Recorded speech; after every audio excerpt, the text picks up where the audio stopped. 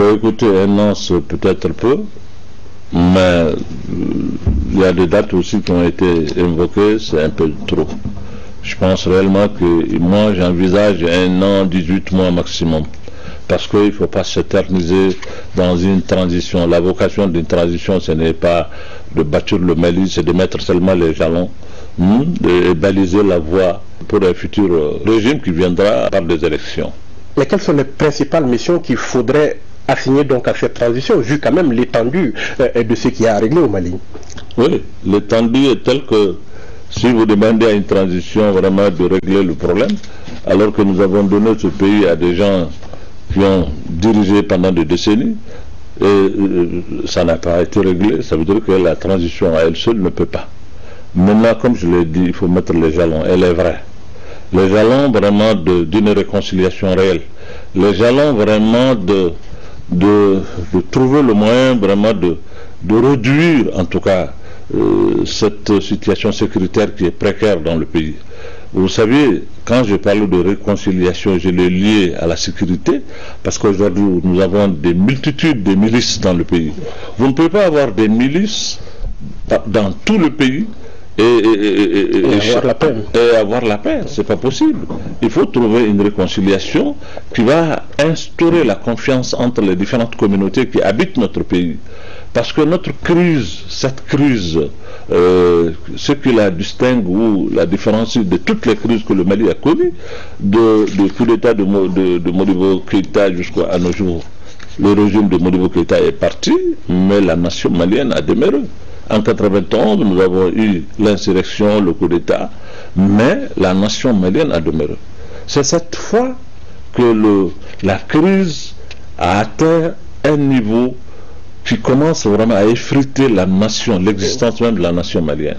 C'est la restauration même de la nation qu'il faut envisager et c'est vers cela qu'il faut aller. Vous ne pouvez pas restaurer cette nation quand vous ne réconciliez pas les différentes communautés qui la composent. Alors, vous serez aux assises, certainement, sans doute, mais quel est le message que vous aurez envie de faire passer au cours de ces assises? Ben écoutez, les assises, moi je suis invité pour aller à l'ouverture, certainement à la clôture, mais je ne suis pas participant. Mais je crois qu'il y a des voix aussi qui vont porter certainement ces messages, qui est aujourd'hui nous devrons taire nos différences et pour faire violence sur nous et aller vers l'essentiel. C'est l'existence de notre pays qui est en cause. C'est vraiment la nation même malienne, la patrie malienne même qui est en danger. Aujourd'hui, tous les calculs, que ce soit du côté des militaires ou des M5 ou des autres forces rentrant ou sortant, l'essentiel aujourd'hui c'est de se mettre ensemble.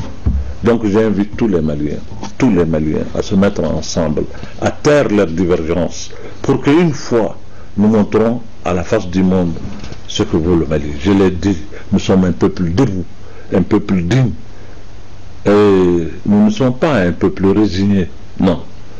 C'est tout ce qu'on a, cette crise, ces défis immenses, je pense que les Maliens peuvent le relever.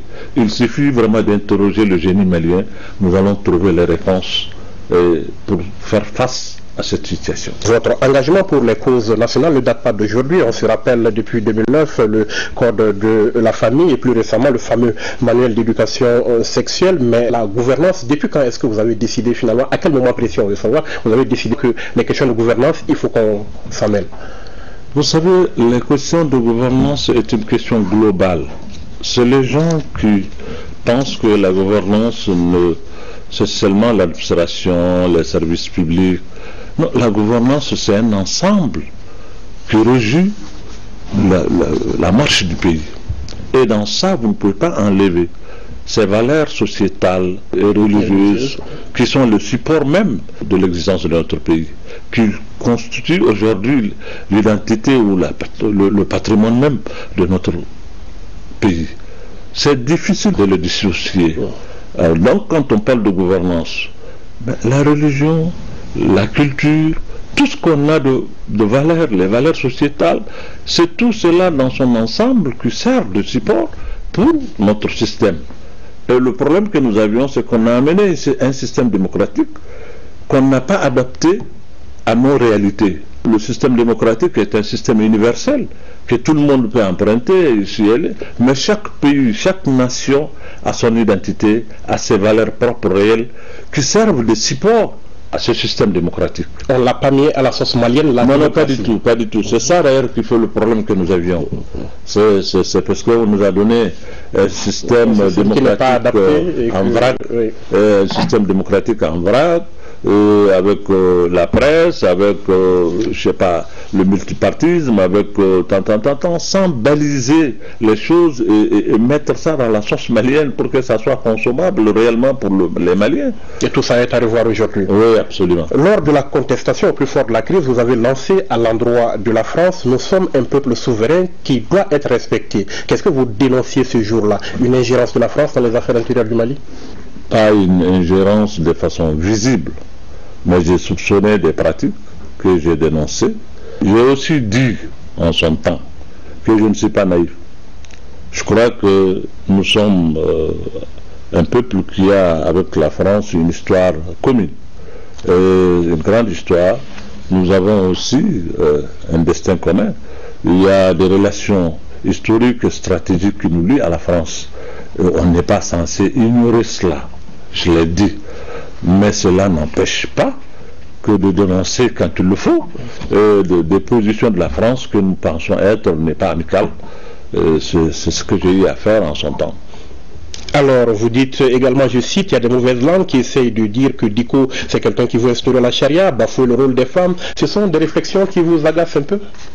Ben écoutez, pas m'agacer, mais je sais que les gens le disent. Bon, vous savez, je le dis souvent, quand vous êtes, je le dis avec beaucoup de modestie et non public, parce que, et vous arrogez le droit de parler des autres, il faut que les autres aussi aient le droit de parler de vous. Ils ont leur opinion sur vous, ils peuvent dire ce qu'ils veulent. Bon, ça, c'est leur droit de parler de moi et de me qualifier de ce qu'ils veulent. Mais ce que je suis, je le sais. Non, me qualifier de quelqu'un qui veut restaurer la charia, qui veut bafouer les droits des hommes, qui veut faire ceci, qui veut faire cela, je crois que ceux qui me connaissent savent que cela est une façon de parler. Ces qualificatifs qu'on vous colle à la peau ne vous représentent pas? Non, ça ne reflète pas en réalité ce que je suis. Non, pas du tout. Je ne fuis pas en réalité ce que je suis, j'assume pleinement ma position, je défends ma religion, et ça, je l'ai dit, je ne dissimule pas ça, mais je ne confonds pas aussi la religion et tout le reste. Je l'ai dit, notre religion est une religion choisie, c'est pas une religion imposée. Voilà. Vous êtes donc réputé aussi avoir de bons rapports avec Iyad Agali, Amadou Koufa, ces djihadistes d'origine malienne, d'ailleurs avec lesquels les Maliens souhaitent qu'il y ait des discussions ouvertes. Vous avez été au nord quand personne en provenance de ce côté n'osait s'y aventurer. Vous avez aussi dirigé à un moment une mission de bons offices. Qu'est-ce qui n'a pas marché pendant tout ce temps et qui pourrait marcher maintenant? Iyad, je le connais comme tous les Maliens le connaissent. Je n'ai pas de rapport particulier avec Iyad. Je n'ai jamais partagé une journée avec Iyad. Jamais dans ma vie. Dire qu'aujourd'hui on a passé une journée ensemble, ce n'est jamais arrivé. Si on a passé 30 minutes ou une heure de temps, peut-être dans une mosquée, je ne sais pas. Non, un rapport particulier, les gens le disent, mais Iyad était avec des gens à Bamako, avec lesquels il partageait beaucoup de choses. Ils chantaient ensemble, ils dansaient ensemble, ils faisaient autre chose ensemble. Et il y a des gens qui vont chez Iyad, ils mangent de mouchoui avec lui, chez lui, à Kidal. Il était dans un parti, il appartenait à un parti, il a exercé des fonctions au Mali, il a des parents, il a des proches. Vous voulez dire qu'il est proche de beaucoup plus de gens ici que de vous? Absolument. Mais moi, je n'ai pas à faire trop l'hypocrite pour dire que non, je ne le connais pas. Non, je le connais. Comme je connais Amadou Koufa, je connais d'où il vient. Son village est un village qui est dans le socle de Niafengue. Ce n'est pas un extraterrestre, c'est un Malien. Les gens le connaissent. Et il a étudié avec des gens, il a des parents, il a des proches. Vous ne pouvez pas dire à quelqu'un qui est du Mali que vous ne le connaissez pas. Vous pouvez ne pas le connaître parce que vous êtes d'ici. Mais quelqu'un qui est du Nord, nous sommes du même country. Peut-être qu'on a étudié par-ci, par-là, nos chemins se sont croisés un jour. Dire que je ne le connais pas parce qu'aujourd'hui il est dans cette situation, je le connais. Moi, ce que j'ai dit au début, quand cette situation-là a commencé, j'ai dit aux autorités maliennes, puisque nous connaissons la personne même d'Iyad, on sait qui il est, on connaît Amadou Koufa, mais essayons de les récupérer, de parler avec eux, faire en sorte vraiment de les tirer de cette affaire pour qu'ils ne nous engagent pas dans une aventure sans issue. Si on les laisse, ils seront trop faciles dans les mains des autres qu'on ne connaît pas, qu'on ne peut pas maîtriser, qui sont ailleurs, qui viennent d'ailleurs. Alors, est-ce que c'est ce que vous avez envie de faire aujourd'hui quand vous appelez les chefs religieux musulmans et chrétiens à se joindre à vous pour une tournée à l'intérieur du pays après avoir appelé les populations du centre à déposer les armes et à faire la paix? Est-ce que c'est ça que vous avez envie de faire aujourd'hui? Mais écoutez, moi je ne ménagerai rien quand il s'agit vraiment de la paix, de la stabilité dans mon pays. Maintenant, comment est-ce qu'il faut le faire? C'est aux Maliens de définir cela. On verra ce qu'il faut faire, mais je ne ménagerai aucun effort pour qu'il y ait vraiment la paix, la stabilité dans notre pays. Le pays a assez souffert, les Maliens ont assez souffert. Dans le centre du Mali, les gens se sont entretués, des villages ont été brûlés. Allez-y interroger les habitants de cet endroit. Pour quelles raisons vous vous entretuez? Ils ne le savent pas. Ils ne peuvent pas vous dire le pourquoi. Ils te disent seulement l'autre l'appelle, moi je suis devant. Mais et alors, et après? Ils ne peuvent pas te dire. Il n'y a rien. C'est une manipulation. Les gens ont instrumentalisé cette affaire-là pour opposer des populations, des communautés qui ont vécu ensemble des millénaires. Et maintenant, il faut que ça cesse. Et les Maliens doivent s'y mettre pour que ça cesse. Alors, la tournée à laquelle vous réfléchissez, elle prend forme? Ben écoutez, il est peut-être trop tôt de dire que ça prend forme, mais j'y pense. Inch'Allah, je pense que si les choses vont rentrer dans l'ordre, on va commencer.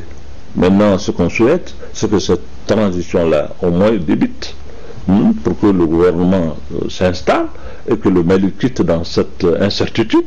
Et ensuite, nous allons accompagner ce qui va être fait par des tournées, par des appels, par tout ce qu'il faut pour restaurer la confiance entre les différentes communautés de notre pays. Alors, il y a un peu plus d'un an, vous lanciez la CEMAS, la coordination des mouvements, associations et sympathisants de l'imam Mahmoud Dicko. Beaucoup ont estimé que c'était votre entrée officielle en politique. Jusqu'où compte aller ce mouvement? Est-ce qu'il a l'intention de jouer un rôle dans le prochain scrutin présidentiel?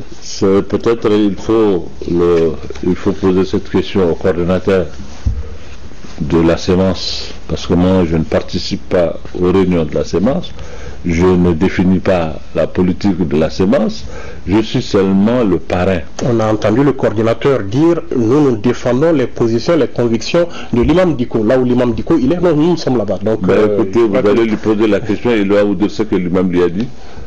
Si tel est le cas, attendez-le, vous allez l'inviter un jour, peut-être il va vous dire. Vous n'avez pas envie de nous dire si vous comptez jouer un rôle... Moi, je dis que je retournerai dans ma mosquée. Oui, vous personnellement, oui, mais on vous croit bien sûr, mais la CEMAS en tant que mouvement, à défaut que son parrain soit roi, peut être faiseur de roi. Est-ce que vous êtes dans cette logique-là? Mais moi, je ne suis ni roi ni faiseur de roi, et personne n'est faiseur de roi. C'est le bon Dieu qui fait les rois, il défait les rois. Je suis un croyant. Cette façon de parler, c'est certainement les autres dans leur culture qui pensent que vous êtes faiseur de roi. Pour nous, ça s'approche même au blasphème. D'accord. Le roi, c'est lui qui le fait, c'est Dieu. Je n'ose pas blasphémer devant l'imam, donc je retire ce que j'ai dit. Voilà. Vous entretenez, vous l'avez dit, des rapports particuliers avec le shérif de Nioro. On ne l'a pas trop entendu depuis, après la démission du président Ibeka. Comment est-ce qu'il a réagi à ces événements? Est-ce que vous l'avez eu depuis? Oui, bien sûr, il a réagi positivement. S'il y a une autorité religieuse qui a combattu le système, le premier, c'est d'abord le shérif de Nioro. Achraf Sharafa, comme j'aime à le dire, il n'a jamais reculé dans ça, il n'a jamais varié, il n'a jamais changé. Et quand c'est venu aussi, il a salué ça positivement. Des nouvelles de votre aîné, Ibrahim Boubacar Keïta, de son premier ministre, votre fils, Boubou Cissé? Oui, Ibrahim Boubacar Keïta, j'ai entendu qu'il est bien arrivé. Qu'il a commencé à être consulté, c'est ce que j'ai appris. Mon fils, je suis vraiment peiné. Vous savez, quand je parle de lui, ça me fait de l'émotion. Il est dans les mains des autorités en place. J'espère bien qu'il va très bien. Voilà, je ne l'ai pas vu. Je ne peux pas dire plus que ce que j'entends. Un dernier mot à l'endroit des Maliens avant de quitter notre plateau, Imam Dicko. Bon, un dernier mot et puis un souhait que ces concertations qui débutent demain, que ça soit vraiment une réussite, que ça soit un succès, que les gens se mettent ensemble pour parler. Et moi, j'aime bien dire tout le temps qu'on se pardonne, qu'on s'accepte mutuellement.